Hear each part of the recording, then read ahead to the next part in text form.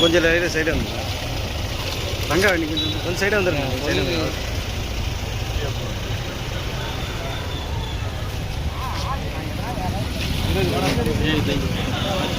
கொஞ்சம் பின்னாடி வந்து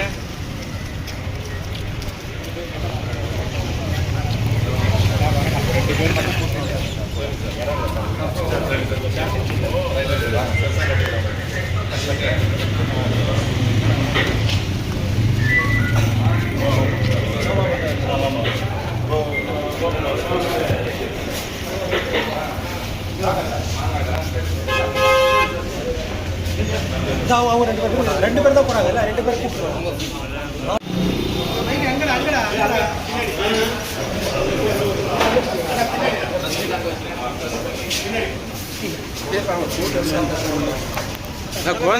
குழந்தை வேணா இவன் வேணும் காட்டுறதுக்கு தான் நான் கூப்பிட்டதே இவனை காட்டுறது.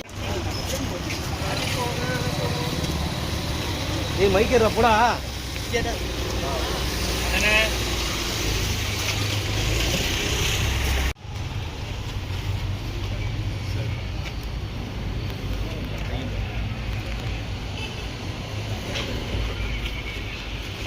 Okay sir. Okay thank you.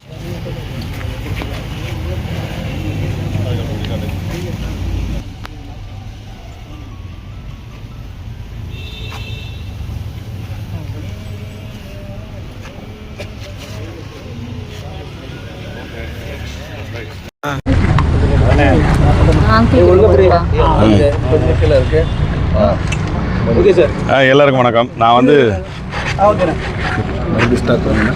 எல்லாருக்கும் வணக்கம். நான் உங்கள் சரவணன். இது எதுக்கு இந்த சந்திப்புனா, என்னுடைய முதல் மனைவி வந்து ஒரு 2-3 நாளாக யூடியூப்பில் வந்து போலீஸில் வந்து என்னை வந்து கொலை மிரட்டல் விடுக்கிறாரு, எனக்கு உயிர் பாதுகாப்பு கொடுங்கன்னு சொல்லி மௌலிவாக்கம் ஸ்டேஷனில் வந்து கம்ப்ளைண்ட் கொடுத்துருக்காங்க. நான் இவங்களோட வாழ ஆரம்பித்து 12 வருஷம் ஆகுது. எனக்கு வந்து ஒரு பையன் இருக்கான். இவன் பேர் தீரஜ் கிருத்திக். இவன் வந்து 4வது படிக்கிறான். இவனுக்கு 9 வயசு ஆகுது. என்னடா 9 வருஷமாக இந்த 12 வருஷமாக எதுவுமே பேசாமல் இருந்துட்டு இப்போ வந்து புதுசாக ஒரு கேஸ் கொடுக்குறாங்க. அதையும் இந்த ஊடகங்கள் வந்து எடுத்து போட்டு சரவணன் வந்து கொலை முயற்சி பண்ணுறாருன்னு நியூஸில் 2 நாளாக நியூஸில் ஹாட் நியூஸாக போயிட்டுருக்கு. அதெல்லாம் இல்லை, அப்படிலாம் நான் வந்து கொலை பண்ணிவிட்டு இவனை விட்டுட்டு நான் போய் ஜெயிலெலாம் கழித்திக்க முடியாது. அந்த மாதிரி எண்ணங்கள்லாம் எனக்கு எதுவும் இல்லை. அவங்களுக்குலாம் உயிருக்கெலாம் எந்த விதமான என்னால் எந்த பிரச்சனையும் வராது அப்படின்னு சொல்கிறதுக்காக முதல்ல. அதுக்கப்புறம் வந்து 2வது, எனக்கு இப்படி ஒரு பையன் இருக்கான், எனக்கு இப்படி ஒரு பொண்ணு என் கூட இருக்கா. நான் ஒரு அமைதியான வாழ்க்கை வாழணும்னு நினைக்கிறேன். எங்கிட்டேருந்து எப்படியாவது பணத்தை அபகரிக்கணுன்றதுக்காக அவங்க செய்கிற முயற்சிகளில் நான் கோர்ட்டில் கேஸ் போட்டுட்ருக்கேன். நான் வந்து இது கேட்டிருக்கேன், டைவர்ஸ் கேட்டிருக்கேன். அவங்க என் மேலே வந்து எதிர்த்து ஜீவனாம்சம் கேட்டிருக்காங்க. அது வந்து இப்போ கீழ்கோர்ட்டில் வந்து மாதம் 1 லட்ச ரூபா கொடுங்கன்னா வந்து இல்லை, நான் அப்பீல் அப்பீல் போட்டிருக்கேன். அது இல்லாமல் என்னோடய மேலே வந்து 2 வீடு இருக்குது. நான் ஃப்ளாட்டில் 2 வீடு வச்சுருக்கு. வந்து கீழே கார் பார்க்கிங் இருக்குது. அந்த கார் பார்க்கிங் வந்து ராமமூர்த்தின்ற ஒரு நபர் வந்து அதை அபகரிக்க முயற்சி பண்ணுறாரு. அந்த ராமமூர்த்தி தான் இவளுக்கு சொல்லிக் கொடுத்து, என்னுடைய இந்த முதல் மனைவிக்கு சொல்லிக் கொடுத்து இவ்வளோ பிரச்சனைக்கு காரணம் அவர் தான் இந்த ட்விஸ்ட் வேலையை பண்ணதை. இப்போ வந்து அதுவும் கோர்ட்டில் போய் எனக்கு அந்த நண்பர் வந்து மணி வந்து லாயர், என்னோடய லாயரை ஜெயிச்சு கொடுத்துட்டாரு. நான் வந்து 17ஆம் தேதி காலையில் அந்த கடையை வந்து கவர்மெண்ட்டே அடித்து உடச்சி எல்லாத்தையும் எடுத்து என் கையில் கொடுத்துட்டாங்க. ப்ராப்பர்ட்டி என் கையில் கொடுத்துட்டாங்க. அது வரைக்கும் போயிருந்த அந்த அம்மா வந்து திடீர்னு கிளம்பி வந்து மத்தியானம் 3 மணிக்கு வந்து என் உயிருக்கு ஆபத்து, என் கேமராவை எடுத்துட்டாங்கன்றாங்க. அதனால் வந்த பிரச்சனை தான் இப்போ நான் வந்து இங்கே வந்து நிற்கிறேன். அது மட்டும் இல்லாமல் எனக்கு வந்து என்னோடய லாயருக்கு இந்த நேரத்தில் ரொம்ப தேங்க்ஸ் சொல்லணும். நான் அப்பீல் போயிருக்கேன். வேறு என்னடா சொல்ல விரும்புகிற? சொல்லு, நீ சொல்லு. இந்த கடை வந்து கார் பார்க்கிங். ஒரு நிமிஷம், நீ வந்து சொல்லு சொல்லு சொல்லு சென்ட்ரவா நில்வா சொல்லு, நீ சொல்ல விரும்புறத அழகாக சொல்லிடு. இந்த லாஸ்ட் டைம் வந்து பார்த்தீங்கன்னா முதல்வர் தனிப்பிரிவில் இவங்க இந்த வீடியோ கொடுத்துருக்காங்க. என்னென்னா இந்த கார் பார்க்கிங் கேட்பதற்கு இவருக்கு வந்து உரிமை இல்லை, இவர் வந்து ரவுடி பண்ணுறாருன்னு ஆல்ரெடி நீங்களே இந்த யூடியூப் சேனல் எல்லாமே வந்து இவங்க ஒரு பேட்டியில் வந்து சொல்லியிருந்ததை பார்த்துருப்பீங்க. அந்த பிரச்சனை இப்போ 4 வருஷமாக கழிச்சு நேற்று 14ஆம் தேதி முந்தா நாள் தான் வந்து பார்த்தீங்கன்னா அதை வந்து இவருடைய நிலம்தான்னு சொல்லிட்டு அது வந்து அன்அப்ரூவ்டில் அவங்க வந்து போலி டாக்குமெண்ட் பண்ணி அவங்க பத்திரப்பதிவு பண்ணியிருக்காங்க. ஏன்னா இந்த கடை வந்து சாருடையது, கார் பார்க்கிங். அவங்க பண்ணது ஃபோர்ஜரின்னு சொல்லிட்டு நிரூபணமாகி இப்போ வந்து இடிக்கிற சமயத்தில் அவங்க அந்த ராமமூர்த்திங்கிறவர் சாருடைய அந்த ஃப்ரெண்டு, அவருடைய ஃப்ரெண்டாக இருந்து அவர் வந்து போலி டாக்குமெண்ட் பண்ணி அவங்க ஒய்ஃப் பேரில் அந்த கடையை வந்து டாக்குமெண்ட் பண்ணது. அந்த 4 வருஷமாக கேஸ் முடிஞ்சு இப்போ வந்து பக்கம் வந்து தீர்ப்பான பிறகு திடீர்னு அவங்க 10 நாள் கழிச்சு வந்து பார்த்தீங்கன்னா இது வந்து சார் வந்து கொலை மிரட்டல் விடுறாங்க அப்படின்னு சொல்லிட்டு இப்போ அவங்க வந்து எதுவும் பண்ண முடியல, அந்த எதிரிகள் எதுவும் பண்ண முடியல. இவங்க அவங்கள வந்து காப்பாற்றுறாங்க. அவங்களுக்கு கடை வேணும், இவங்களுக்கு வீடு வேணும். அதனால் 2 பேரும் என்ன பண்ணாங்க, சேர்ந்து சரவணன் சார் மீது எப்படி பழி போடலான்னு சொல்லிட்டு தான் இந்த கார் பார்க்கிங் பிரச்சனையே வேண்டாம், முடிஞ்சிருச்சு, அவர் பக்கம் சாதகமாயிடுச்சு. இதுக்கப்புறம் இதை வந்து உயிருக்கு பாதுகாப்பாக உன் பேரில் கொண்டு வந்து அந்த கேமரா வைக்கிற மாதிரி பிரச்சனை பண்ணுங்கன்னு சொல்லிட்டு முந்தா நாள் நைட்லேருந்து அவங்க பார்த்தீங்கன்னா கேமரா எடுத்துட்டாங்க அப்படின்னு ஆரம்பித்து புதுசாக வந்து என்னை கொலை பண்ணுறாங்க செய்கிறாங்க அப்படின்னு சொல்லிட்டு பேட்டி சொல்லிட்டு இருக்காங்க. அதையும் நீங்கள் போட்டுட்டு தான் இருக்கீங்க. அது கிடையாது, உண்மை கிடையாது. அந்த கடையில் வந்து அந்த சி பிளாக் ABC 3 பிளாக் இருக்குது. சி பிளாக்லேருந்து பார்த்தீங்கன்னா என்ட்ரன்ஸில் ஒரு கேமரா, சார் கார் நிப்பாட்டுற ஒரு இடத்துல கேமரா, எங்கள் வீட்டு என்ட்ரன்ஸில் ஒரு கேமரா, 3 கேமரா வச்சுருந்தாங்க. அந்த 3 கேமராவும் பார்த்தீங்கன்னா இப்போ தொட்டால் ஆல்ரெடி அந்த அம்மா எல்லாத்துக்குமே கேஸ் போயிட்டே இருக்குது, சும்மா போய் கம்ப்ளைண்ட் பண்ணிகிட்டே இருக்குதுன்னு சொல்லிட்டு வேண்டாம் விட்டுரு, வச்சுக்கிட்டு ஓகே அப்படின்னு சொல்லிட்டு விட்டுட்டோங்க. சார் எங்கே போகிறாங்க, எங்கே ஷூட்டிங் போகிறாங்க, எப்படி என்ன பண்ணிகிட்டு இருக்காங்க எல்லாத்தையும் இவங்க பார்க்கறது மட்டும் இல்லாமல் எங்களோட எனிமீஸ் அவங்களும் எல்லாமே வாட்ச் பண்ணி பார்த்துட்டு தான் இருந்தாங்க. இத்தனையும் சகிச்சுக்கிட்டு நாங்கள் வந்து வாடகை வீட்டில் தான் இருந்தோம். அந்த அம்மாவுக்கு சொந்த வீடை வந்து கொடுத்துட்டு நீங்கள் இருந்துக்கோங்க அப்படின்னு சொல்லிட்டு நாங்கள் போய் வெளியே தனியாக வாடகை வீட்டில் தான் இருந்துகிட்டு இருந்தோம். இந்த பிரச்சனை காரணமாக தான் வந்து இப்போ ஒரு 4 வருஷமாக வந்து இருக்கிறோம் இந்த கடை பிரச்சனை. ஏன்னா இந்த அம்மா வீடு வேணுங்குது, அவர் கடை எடுத்துக்கிட்டாரு. சரி, நமக்கு சாருக்கு வேறு வீடு கிடையாது, சென்னையில் இந்த ஒரு வீடு மட்டும்தான் இருக்குது. சரி, இங்கேருந்து சரி பண்ணலாம் அப்படின்னு சொல்லிட்டு இருக்கிற இடம் வந்து பார்த்திங்கன்னா நாங்கள் எங்களை விட அவங்களுக்கு ஸ்பேஸ் அதிகமாக தான் இருக்குது. ஸ்பேஸ் கொடுத்து நல்லா வந்து 10 லட்சம் பணம் கொடுத்து நீங்கள் இருந்துக்கிறதுக்கு எல்லா வசதி செஞ்சு கொடுத்து சார் பேரை யூஸ் பண்ணி தான் அங்கே எல்லாமே அவங்களுக்கு வந்து பார்த்தீங்கன்னா ஹெல்ப் பண்ணிட்டு இருக்காங்க எல்லாரும். அப்படியே சரி ஓகே இருந்துக்கிட்டோம் அப்படின்னு சொல்லிட்டு விட்டுட்டோம், நாங்கள் விட்டோம். இப்போ வந்து பார்த்தீங்கன்னா திடீர்னு வந்து கொலை மிரட்டல் பண்ணுறாங்க, கேமரா எடுக்கிறாங்க அப்படின்னா அந்த கேமரா நாங்கள் எடுக்காத சொல்லலை. அங்கே வந்த கவர்மெண்ட் ஆஃபீஸர்ஸ் என்ன சொன்னாங்கன்னா, இந்த எலக்ட்ரிக்கல் திங்ஸ் எல்லாமே கடை இடிக்க போகிறோம், டெமாலிஷ் ஆக போது, நீங்கள் எல்லாமே எடுத்துருங்க, ரிமூவ் பண்ணுங்க அப்படின்னு சொன்னதுனால தான் நாங்கள் அடுத்த நாள் காலையில் அந்த கேமராவை கழட்டுறோம். அங்கே எங்கள் கேமராவும் இருந்துச்சு, கழட்டியாச்சு. கலெக்டினோடனே வந்து பார்த்தீங்க அப்படின்னா இவங்க வந்து கேமரா வந்து எனக்கு வேணும், உயிர் பாதுகாப்பாக வச்சுருக்கேன் அப்படிங்கிறதுக்காக அவங்க வந்து போலியான புகார்கள் தந்துட்டு இருக்காங்க. அது உண்மை கிடையாது. இப்போது இன்னொன்று என்ன அப்படின்னா அவங்களுக்கு வந்து ஒரு வீடியோ காமிக்கிறேருங்க. என்னது குடிப்பழக்கம் சொல்றியா? இது இல்லை குடிப்பழக்கம் இல்லை. இந்த ஆடியோ வாய்ஸை கொஞ்சம் தயவு செய்யுங்க. சொல்றதுக்கு நிறைய விஷயங்கள் இருக்கு, நானும் சொல்ல போறேன். 2 பேரும் பார்த்துக்கலாம். அமைதியா போறதுன்னா போக வேண்டியதான். இந்த மாதிரி பிரச்சனை தனியாக அனுப்பிச்சுடுறேன். பிரச்சனை பண்ணணும்னா பார்த்துக்கலாம். சரவணன் சித்தப்புன்னா எல்லாருக்குமே தெரியும், என்னை யாருக்குமே தெரியாது.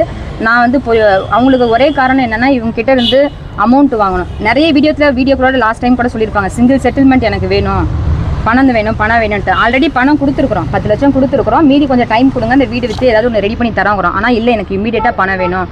அப்படியே வீடு விற்கிறதுனாலும் அதுக்கு விட மாட்டேங்கிறாங்க.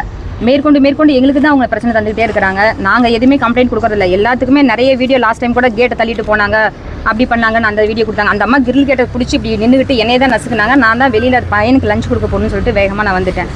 இது மாதிரி நிறைய மேலும் அவங்க வந்து குடிப்பழக்கம் அவங்க வந்து எனக்கு கல்யாணம் பண்ணுறதுக்கு முன்னாடியிலேருந்தே இருக்குது அவங்களுக்கு நிறைய. அதெல்லாம் சார் வந்து வெளியில் சொல்ல வேண்டாம் அப்படின்னு சொல்லிட்டு விட்டாச்சு.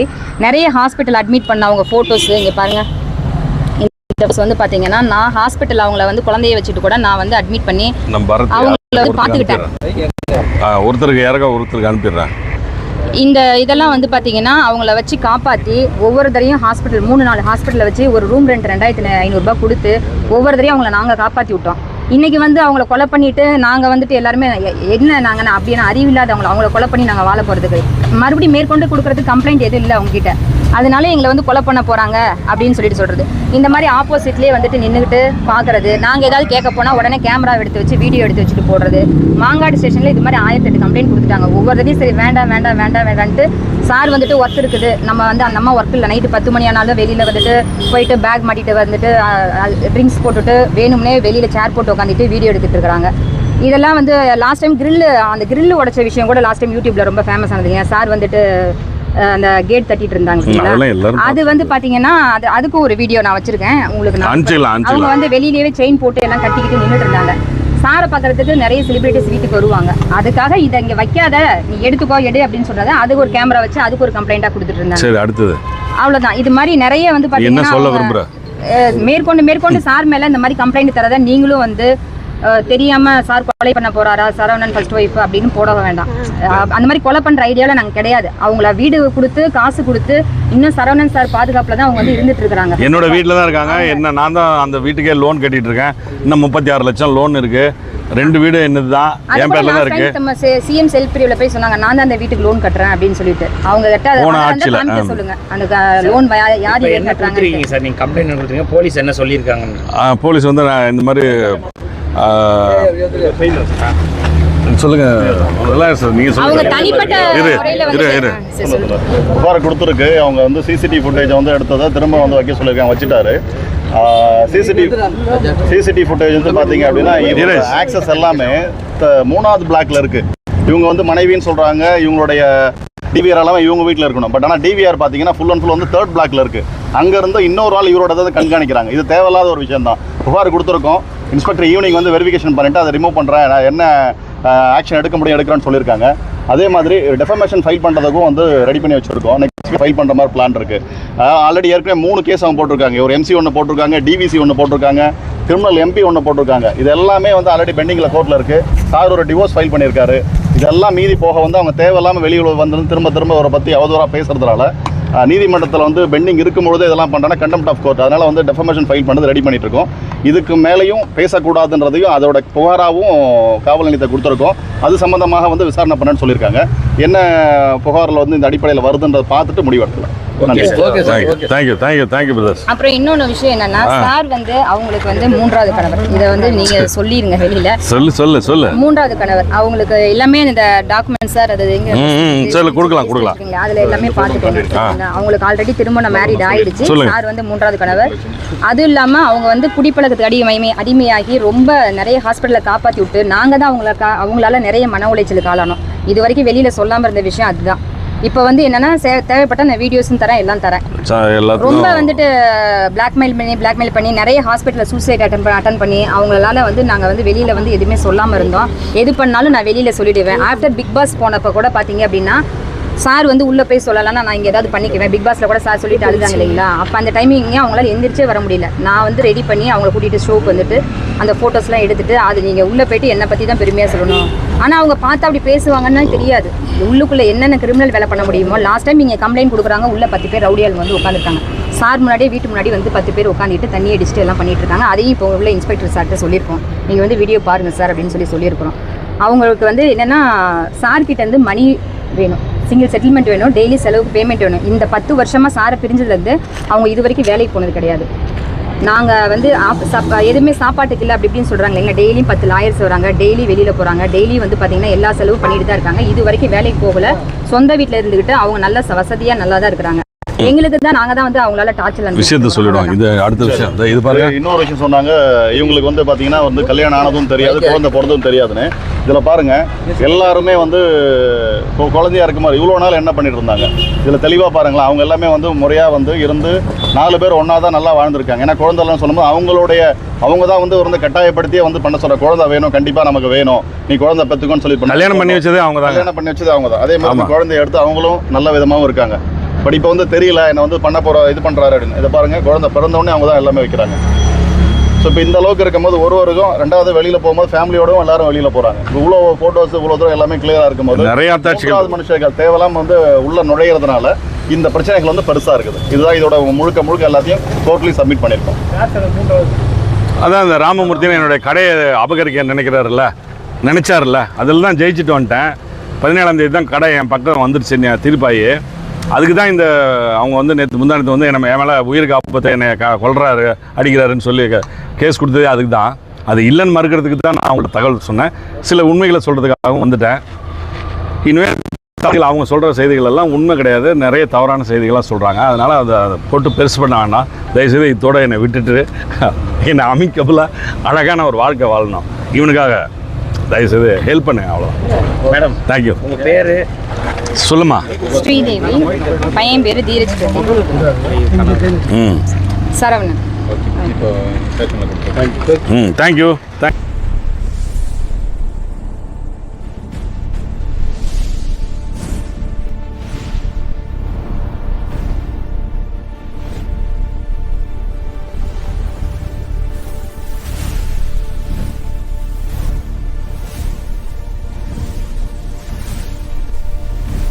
From politics to spirituality, from cinema to crime, one network connects the Tamil world.